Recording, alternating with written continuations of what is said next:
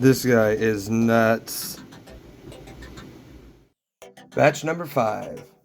We got a great deal on 20 ounces of generic rounds, so we got set up for 4 5-ounce pours. My sand flask only has 2 halves, so the plan was to pour the Viking skull first, then while the silver was melting in between the other pours, I would work on the dragon bar mold. All of that went to plan nicely, but the footage of the pours looks like this. I think I accidentally changed the white balance setting on the camera and didn't notice till the end of the pouring process. I cut all of the footage down to just key points, and there will be chapters in the description if you want to jump around.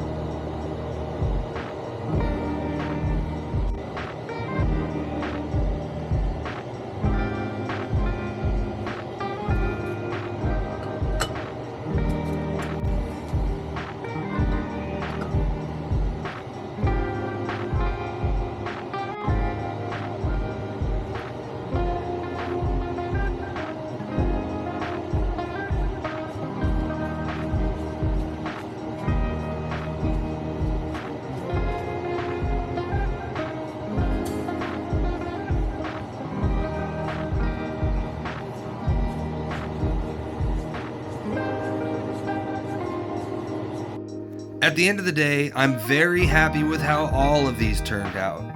I did take the silver that didn't make it into the skull and the eagle and added a little extra scrap and made this 1 ounce skull and cross swords round. I didn't know if it would turn out, so I didn't record it, and it's not perfect, but it toned up a pretty blue and is a solid 1 ounce, so I love it and I stamped it. The Viking skull looks amazing with the pore lines, really cool character, and I didn't want to tone it because I really liked how it looked as it was. It didn't quite make 5 ounces with the silver that froze in the crucible at 4.6 ounces, losing 12.5 grams from the 5 ounce. The overpour on the skull I grew attached to after having it around a while, and because it was 5 ounces, I didn't feel the need to mess with it. The skull did end up getting repatinaed later on, and I'm a big fan of the darker eyes and the shiny flag and teeth. The image of this eagle is the best and cleanest image I have gotten out of the mold so far. I like the gold style patina with just hints of blues and purples. It was 5.6 grams short of 5 ounces with the crucible freeze. The spill and the little overpour that I trimmed off ended up at 4.8 ounces at 150.9 grams.